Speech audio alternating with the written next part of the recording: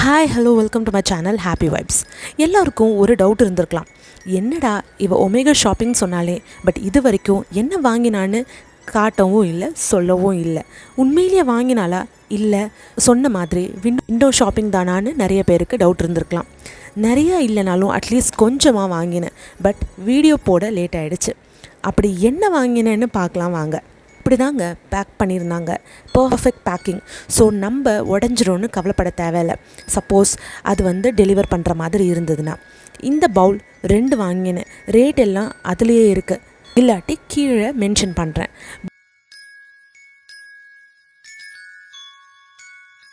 பாட்டில் opener come fridge magnet, இது எனக்கு ரொம்ப பிடிச்சிருந்தது. ஆனால் எதுவும் நான் இன்னும் யூஸ் பண்ண ஆரம்பிக்கலை. இந்த மேக்னெட்லாம் ஃப்ரிட்ஜில் வச்சதும் என்னோடய பையன் எப்படி அதெல்லாம் சும்மா விடுவான்னு தெரியல. இதுவுமே அவனுக்காக தான்.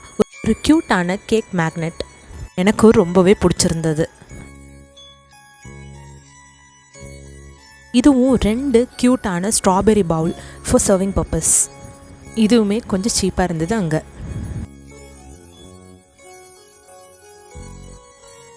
நெக்ஸ்ட் ஒன் பார்த்திங்கன்னா ஒரு ஸ்டிக் ஐஸ்கிரீம் மேக்னெட்.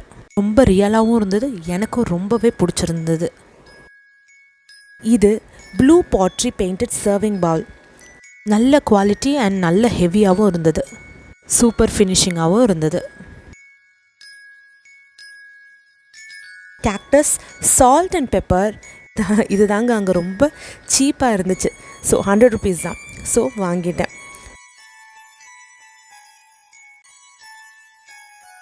இதுவும் முன்ன வாங்கின சர்விங் பவுல் தான்.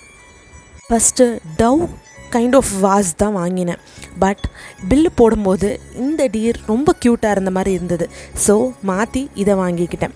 ஆக்சுவலாக இது மீஷோவில் 350 தான். இங்கேயும் மோரோலஸ் அதே ரேட்டு தான் இருந்தது. சும்மா சிங்க்குக்காக தான் வாங்கினேன். இது எனக்கு பயங்கர க்யூட்டாக இருந்தது. இது ருப்பீஸ் 200 தான், விலை ஜாஸ்தி தான், பட் ஃபார் இட்ஸ் க்யூட்னஸ் வாங்கினேன். இந்த கேரட் சர்விங் பிளேட் மாதிரி ஒன்று, ஸ்டார்டர்ஸ் அந்த மாதிரிலாம் சர்வ் பண்ணிக்கலாம்.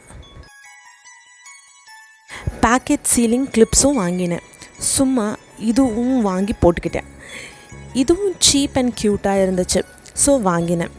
இது தேவைப்படாது தான், பட் கார்டன் யூஸ்க்கு பண்ணிக்கலான்ட்டு அதையும் வாங்கி போட்டுக்கிட்டேன். ஏன்னா நார்மல் க்ளவுஸ் போட்டிருந்தோம் அப்படின்னா அது ஏதோ கிழிஞ்சிருது.